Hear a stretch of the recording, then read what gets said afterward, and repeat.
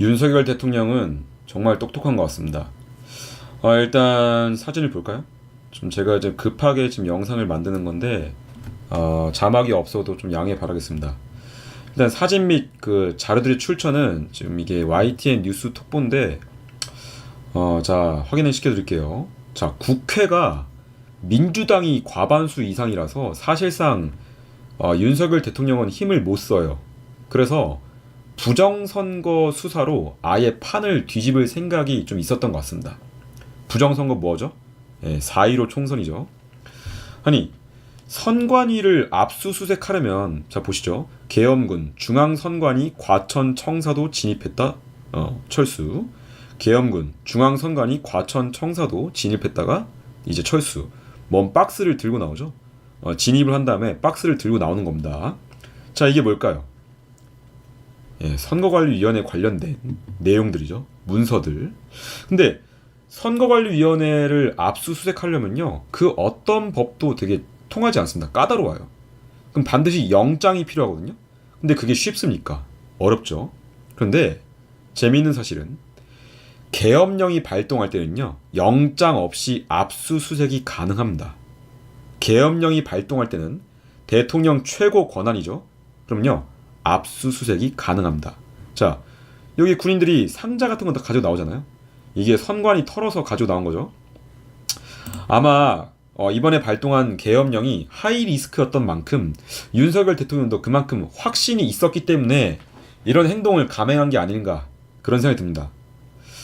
아마 제 생각으로도, 여러분들의 생각으로도 계엄이 해제되는 건 당연히 알고 있었을 테고 이 압수수색 시간 버는 게 목적이었죠. 그럼 모든 게 맞아 떨어져요. 추가로 선관위 위원들 핸드폰도 압수해 갔다고 합니다. 이게 사실이라면 괜히 검찰총장 출신이 아니죠. 다시 설명드릴게요. 윤석열 대통령이 검사 출신으로 그래도 뭐 산전수전 다 겪었는데 계엄령 잘못 시전했다가 뭐 자기 모가지 날라갈 거 분명 알고 있었을 테고 참모진들도 그걸 분명히 경고했을 텐데 그럼에도 불구하고 강행을 했다는 것은 뭔가 있었다는 거 아닙니까? 계엄 발표하고 곧바로 꼬리 내린 것도 좀 수상하지 않냐 이겁니다. 그죠?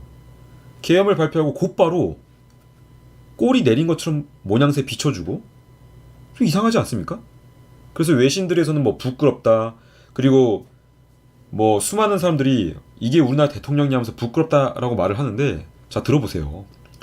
이게 법적으로 분리되어 있는 선거관리위원회인 선관위를 수단과 방법을 총동원해도 어떻게 손을 댈 수가 없었습니다. 그러다 보니까는 최후의 수단으로 대통령 최고 권한인 계엄령을 선포해서 선관위와 부정선거를 건드린 거죠. 분명 부정선거에 대해서는 알고 있었을 겁니다. 검사를 몇 년 동안 한 분인데 그런 거 하나 모르겠습니까? 결국 민주당을 죽일 방법은 선관위를 털고 부정선거 증거를 찾아내는 게 최후의 수단이었던 것 같고, 그것 하나만으로도 뭐 모든 걸 종결시킬 수 있다고 판단한 것 같아요. 솔직히 부정선거 이거 하나만으로 민주당 괴멸은 뭐 거의 58,000% 확정이죠. 다른 기관도 아니고 선관위만 집중적으로 턴 것을 보면 분명 뭔가 있다 이겁니다. 자, 여러분들, 부정선거는요 헌법 최고형인 사형입니다. 사형. 이게 사실이라면 진짜 몇 수 앞을 내다본 걸까요? 물론 현재 우리나라에 사형제도는 없죠. 사형이 떨어지면요 무기징역입니다. 자, 이것도 보시죠. 여기 보면은 국회에 투입된 계엄군 병력은 총합 280명으로 알려져 있습니다. 그죠? 한 개 대대 병력보다도 안 되는 병력이죠. 군대 단연분들 다 아실 겁니다. 그런데 어제 새벽 생중계를 봤던 분들이면 알겠지만, 그제죠. 그때 라이브로 송출되던 1차 병력의 수가 결코 많이 없었습니다. 그죠? 제가 알기로는 뭐 끼케야 한 50명, 60명? 그 정도로 추정이 됩니다. 근데 어디까지나 1차 투입 병력에 관해 말하는 겁니다. 여기 다른 뉴스 기사에서는 뭐라 하죠? 약 1시간이 지나서야 국회 진입 인원도 50명에 불과. 다른 뉴스 기사에서 50명에 불과했다고 언급을 했네요. 상식적으로 생각을 해도 국회 의석수가 300석이고 국회의원 국회 봉쇄가 진짜 작전이었다면요. 최소 600명 정도 이상은 투입됐어야 정상이죠. 즉 이렇게 보다시피 기관 소총 이런 거 들고 가짜가 아니라 진짜로 들고 실탄 장착하고 수천만 원짜리 막 야투경 풀세트로 장착을 해가지고 나 특전사야, 나 진짜 보병사단이야 이렇게 보여주면서 그냥 보여주기 식으로 끝난 게 아니라 실제로 문 때려 부수는 그런 해머나 망치, 최루탄, 제압용 최루탄 이런 것들을 가져갔어야 정상이죠. 근데 그러질 않았습니다. 여기서 더 의문인 점은 계엄령을 발동이 되고 나서 그 계엄을 유지하는 데 있어서 가장 큰 위협은 국회에서 계엄령 무효를 발의하는 건데 현재 윤석열 대통령이나 관련된 그 지휘부가 그걸 정말 몰랐을까요? 정말로? 검찰총장 출신인 윤석열 대통령이 그걸 모른다고? 글쎄요, 그건 아니라고 보는데요. 더 궁금한 점은 특임단 특전사가 일반 보좌관들보다 국회에 늦게 진입을 했다? 그것 또한 더 이상합니다. 특전사가요? 말이 안 됩니다. 계엄을 발동하기 전에 국회에 병력을 깔아도 모자를 판인데 계엄 발동 이후에 1시간이 지나서야 국회에 투입이 됐죠. 자, 이게 뭘까요? 보다시피 선관위를 털기 위해서 계엄군 279명, 중앙선관위 청사 덮쳐, 당직자 5명 휴대전화까지 압수. 12월 4일자 밤 10시 9분 기사네요. 박홍두 기자님, 전현지 기자님 감사합니다. 보다시피 선관위를 털기 위해 계엄군을 297명이나 투입했다는 점, 약 300명이죠. 국회에는 거의 50명밖에 없었는데 여기에 300여 명 가까이 투입했습니다. 국회보다 더 많은 병력을 투입했죠. 이게 진짜 목적이었던 거죠. 바로 뭡니까? 4.15 총선, 부정선거를 잡아내기 위함입니다.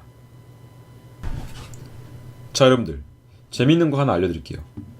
자, 단독 트럼프 최측근 7월달 한국 부정선거 실태 조사했다. 언제입니까? 올해 7월달입니다. 그리고 이 기사는 허겸이라는 기자분의 기사인데 올해 11월 8일자에 나온 기사죠. 허겸 기자님 정말 감사합니다. 수고하십니다. 올해 7월달에 한국의 4.15 총선 부정선거 실태를 조사했다고 합니다. 이거 정말 중요한 내용이거든요. 여기 지금 가운데 서 있는 분 계시죠? 이분이 어떤 분이냐면요. 트럼프 행정부의 굉장히 최측근 중 한 명입니다. 근데 이분이 실제로 7월달 4달 전에 이미 한국에 와서 부정선거를 조사하고 갔습니다. 자, 그런데 조사하고 갔는데 그러고 나서 지금 이제 4개월 뒤인 11월 말 5개월 뒤인 12월 초에 계엄령 발동해가지고 윤석열 대통령이 선관위를 덮쳤죠. 자, 이게 과연 우연일까요? 여러분들, 정치적인 움직임은요 절대 우연이 없습니다. 반드시 필연입니다. 한국 내 총선 비리에 관하여 아마도 트럼프 정권이 내년 1월부터 이제 시작이 되는데 트럼프 2기 행정 집권 이후 아마 대대적으로 한국 내 총선 비리에 조사 들어갈 예정인 것 같습니다. 이거는 현재 윤석열 대통령에게 힘을 실어주기 위함이죠. 여러분들, 미국이 왜 한국에 개입을 하냐라고 물어본 분들 계실 텐데 당연히 미국은 한국에 개입이 되어야 됩니다. 왜냐고요?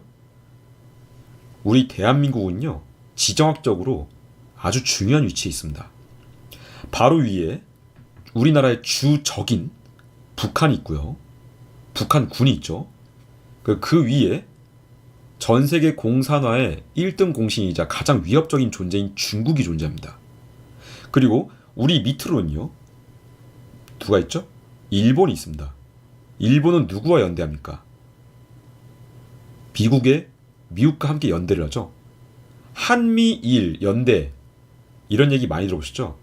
우리 한국은요 물론 일본이 아주 옛날에 우리나라를 침략한 거는 안타까운 과거 역사입니다. 근데 그걸 떠나서 현재 우리는 미국과 동맹국들과 연대를 해야 돼요. 그래야만 북한과 중국 공산당을 몰아낼 수가 있습니다. 미국은 우리나라 정말 중요시 여길 겁니다. 지정학적으로 우리나라가 먹히잖아요? 그러면요, 일본도 위험해지고 아시아 일대가 전부 다 미국의 적대국이 될 수가 있어요. 굉장히 중요한 위치에 있는 나라가 바로 대한민국입니다. 정말 천만다행이죠. 우리 한국이 여전히 미국의 동맹국이란 사실을요. 이재명이 꿈꾸는 북한민국은 찾아오지 않을 겁니다. 이재명은 범죄자입니다. 감옥으로 가야죠. 범죄를 저질렀으니 갈 곳을 가야 합니다. 그리고 보시죠. 선대들, 우리 북한의 김정일 또 김일성 주석의 노력들이 폄훼되지 않도록, 훼손되지 않도록 애써야 할 것입니다. 여러분, 역대 우리나라 역사상 그 어떤 정치인도 김일성과 김정일을 주석이라고 표현하지 않았습니다. 절대로 찬양하지 않습니다. 근데 이재명은 김정일과 김정은을 찬양하네요. 자, 대한민국의 진짜 적이 누구인지 두 눈으로 똑똑히 보길 바랍니다. 자, 참고로 윤석열 대통령 임기 기간 동안 있었던 이태원 사건 다 기억나시죠? 자, 이태원 참사 사건의 전말을 제가 읽어드릴게요. 자, 미군 철수, 국보법 철폐, 간첩 혐의로 15년형 받은 민노총 간부의 행적. 뭘까요? 자, 빨간색 줄만 보세요. 북한 지령을 받아 간첩 활동을 하는 등의 혐의로 기소된 민주노총 전 간부 석권호 씨가 20년 넘게 민주노총에 몸담아온 석 씨는 북한으로부터 이태원 참사에 대한 분노를 최대로 분출시키라는 지령을 받은 것으로 확인됐다. 당국은 지난해 석 씨를 구속 기소하면서 그의 북한 접촉 정황이 2017년부터 발견된다고 밝혔다. 그러나 북한의 우호적인 석건호 씨의 입장은 그 훨씬 전부터 나타났다. 여러분, 이태원 참사 사건 정말로 우리나라 내에서 일어난 일이라고 생각합니까? 저는 북한의 소행이라고 봅니다. 여러분, 대한민국 내 간첩은 현재 5만여 명이 훨씬 넘어갑니다. 과거 90년대 북한 서열 2위였던 황장엽 씨는요, 탈북을 해서 남한으로 넘어왔었습니다. 그리고 2010년에 돌아가셨죠. 이분이 증언을 했죠. 90년대 당시 황장엽의 언급으로는 대한민국 남한에 상주하고 있는 간첩이 5만여 명에 달한다고 합니다. 그런데 지금은 얼마나 더 있을까요? 정계, 재계, 연예계, 언론계 등등 각 분야의 고위직의 대부분의 간첩들이 위치하고 있을 겁니다. 여러분, 이 영상을 널리 퍼뜨려서 대한민국이 눈을 뜨게끔 해주세요. 지금까지 뚝돌TV였습니다.